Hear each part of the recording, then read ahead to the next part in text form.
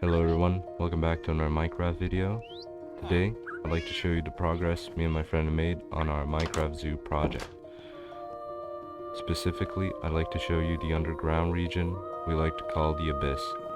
Before we can get to that, we have made some changes to the overworld part of the zoo. Specifically, one of the exhibits, so I'd like to show you that first before we get into the actual zoo. Over here, by the water exhibits in the jungle area, we have redone the bee exhibit. It's no longer a giant flower, but rather a big hive. We have 5 bees still, but now you can actually see them at all times. The exhibit is a bit smaller, but it also looks better if you ask me. That's all there is to show about this exhibit, and we can finally get to showing the actual new work we have done in the zoo. Alright, we're here now, right next to the Abyss entrance. If you go over to this platform, you can take this water column down, and you can see the whole Abyss. That's the bottom right there. We managed to make it so the bottom is visible from the top, which was one of the goals we had. Anyways, this is the entrance to the Abyss. Here's the Iron Golem exhibit. It was the first exhibit we actually made underground, and I think it looks okay-ish. There could have been more work done, but it looks good enough, so we let it slide. Over here is a small pond and statue commemorating the Abyss. Basically, we have a turtle, we have some fish, we have a statue right there, and that's pretty much it for this room. As the first layer of the Abyss, there's not a lot to be shown on this layer, except also for the exit from the Abyss, which is located right here. You go through this passageway and you'll find yourself right next to this house. This is a souvenir shop, abandoned one at that, with a water column on top of these stairs. This water column takes you all the way back to the surface, and it's the only exit from the Abyss, since the entrance is a magma column downwards. Anyways, that's it for the first layer of the Abyss. Not a lot to show, but it's quite an important layer. We also have this big temple-like building which has rotted away, gotten ruined over time, with insignias of G and S, which represent me and my friend Gab, who has helped a lot with building this project. From the first layer, you go down to the second via these stairs right here. The stairs wind around the walls, which are colored white, unlike the gray walls on the first layer. The first exhibit you're met with on the second layer is the LA exhibit. It's a watery, mystical-like exhibit with diamonds and crystals all around. All the LAs are carrying their own diamonds and are named after Pokemon, I believe.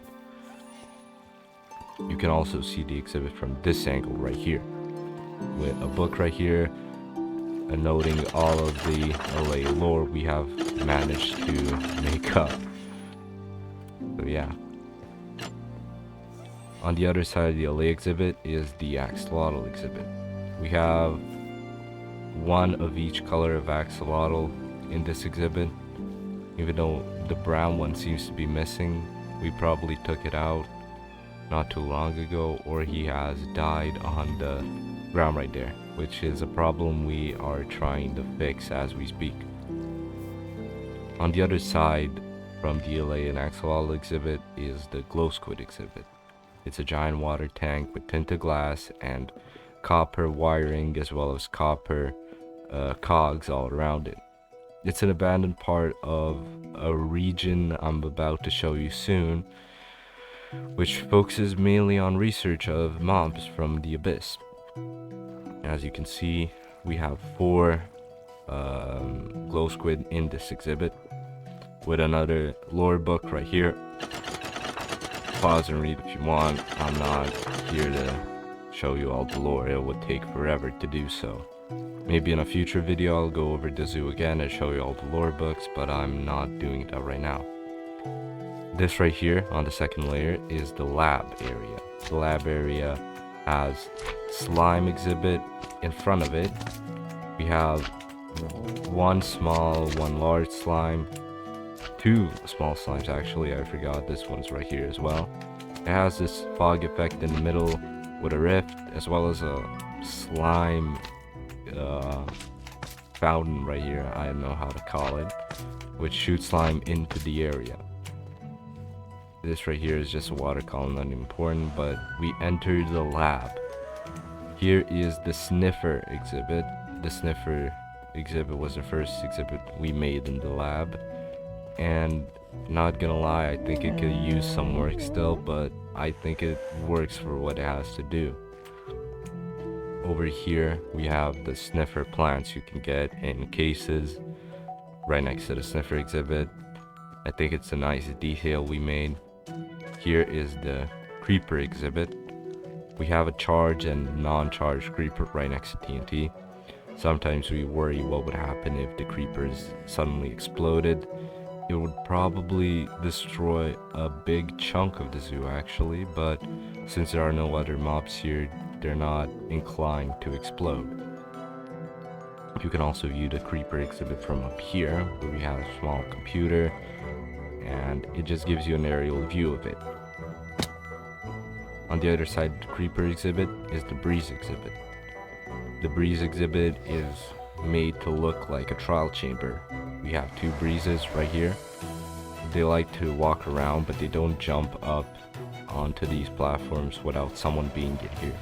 A problem with the breezes is that they hate trapdoors. Each time they shoot it with their projectile, they open and close them, so we have to go in and fix these trapdoor pipes right here when they do so, but they don't usually do it when there's no player presence right next to them. Here's an operating table of one of the breezes, as well as an information book about the species. Again, pause and read if you'd like. I'm not gonna show you all the lore in this video. You just have to look at the zoo yourself if you want to find it all out. Here is a blue axolotl exhibit. We have a few of them, so we managed to breed them, and now they're here in the zoo. It's a small exhibit, nothing too special, with an amethyst crystal here and a lore book right here. Not a large lore book, as we basically talked about the axolotls in a previous lore book with the axolotl exhibit. The opposite side of the axolotl exhibit, we have the phantom exhibit. This is a Hollow Knight inspired exhibit, specifically the City of Tears. The exhibit has a slight defect that you can't see the rain falling from the glass, but basically we put in water above the exhibit so that it always rains in this area. Also, I'm using a texture pack to change the phantoms to look like moths, which I find really cool. Anyways, the final part of the lab is known as the rift. The rift is the end part of the zoo. The first thing you see once you enter the rift is this endermite exhibit. We have two endermites that are currently hiding under this platform, as well as a lore book, 14 pages long, but yeah, pause and read if you want. I'm not here to show it all. It would take forever. It's a quite neat exhibit, but there's not a lot of blocks to build with, only end stone and end stone bricks, I think. So we had a hard time figuring out how to build so many exhibits out of those blocks alone. Also, here's a small tent, here's a small farm, chorus fruit all around with amethyst sprinkled about. Through this door you enter the second part of the end exhibits. We have a shulker box we managed to uncover from the end. It took us a while to get it here, but we managed. A lore book right next to it, only 8 pages. It's not as long as the endermite exhibits lore book, but yeah. Here is an ender dragon carpet design we stole. we couldn't really house the Ender Dragon, so we managed to make a carpet and as well as the Ender Dragon egg right here. So yeah, it looks good. There's not a lot to say about it. Here's a book about it. And finally, for the end area, we have the Enderman exhibit. The Enderman exhibit has these amethyst crystals as well as 2 Endermen in it. It was hard to get them to here because they like to pick up blocks, and we had to make sure they couldn't pick up any blocks in the exhibit or they could just ruin the whole thing. Specifically, they had warp mycelium, I think it's called, the blue nether grass thingy in their hand, so we had to wait for them to actually place it. The reason why they don't teleport out is because Endermen can't teleport outside through blocks if they're not looked at, if they're not startled. So yeah, we had to find some Endermen that weren't angry at us and bring them over here without looking them in the eyes, but we managed to do it at the end. Going through, back through the rift area and through the lab, by the Sniffer exhibit, by the slime exhibit, we go back to the hole. Now the way to get to the third layer is through these ladders. It goes from white to a black stone coloring. Going through here, we have 3 regions to showcase. The first one we built was the ruined city area with a drowned exhibit right here. It's a small little fishing hut with a small pond. We used to have 2 drowns, but one of them picked up an item, so we killed it. And the second exhibit is the Husk Zombie and Zombie Villager exhibit right here. It's a giant city, which you can go into some houses and look out the windows to see the mobs. Like this one right here with the Husk information book, as well as this one right here with the Zombie Villager and Zombie information book. Again, we sprinkled some diamonds in the exhibit to show that we're rich, but not too shabby. Over on the other side of the third layer, we have the bogged exhibit right here. It's an overgrown type of feel. We didn't know if it would fit, like work with the area we have built so far, but it looks nice.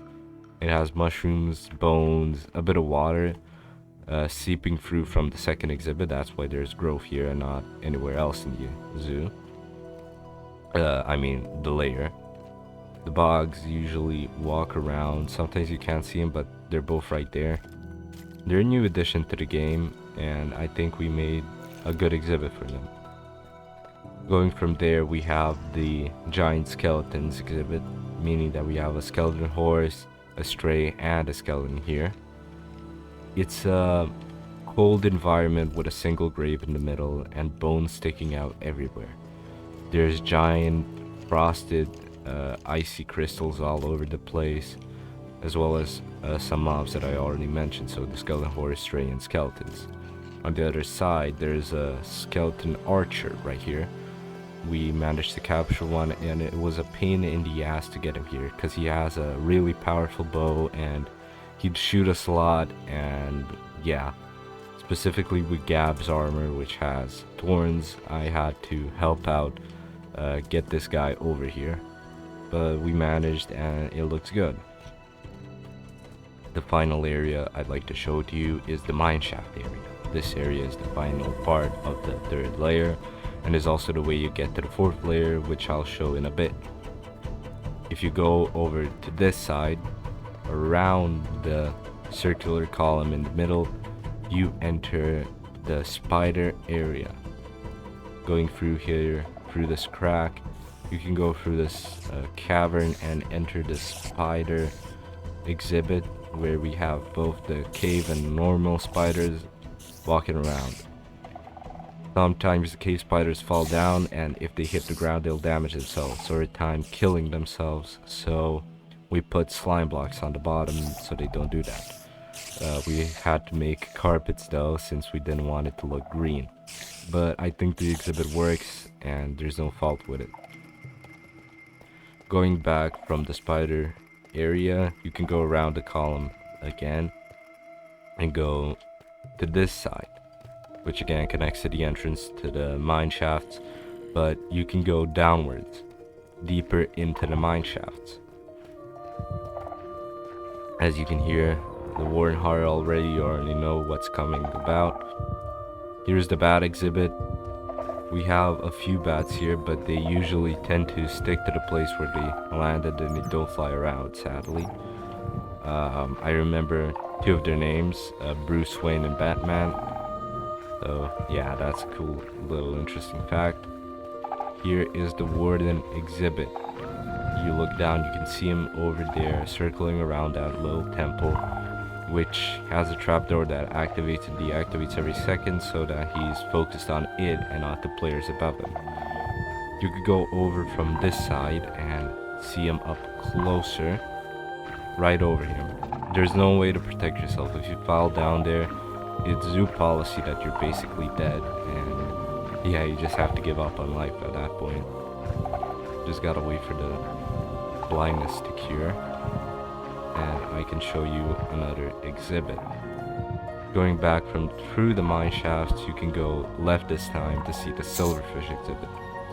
The silverfish like to dig into stone, deep slate, and all of those types of blocks, so we had to get creative with the blocks we used so they couldn't lead themselves in. As the first exhibit we lost, I think, 3 silverfish, and we had to get new ones, sadly. But in the end, the exhibit works now, there's no fault with it. So yeah, we're proud of it. And that's about it for the silverfish exhibit. The last thing to show is the path downwards into the final layer. This is the nether entrance. We have a bridge over a lava lake, as well as some blue and red nether grass, and finally a rift, a portal if you will, which is the third part of our zoo showcase videos. So once we're done with it, we're gonna record what's in the nether, but for now that's all, and I hope to see you all again soon.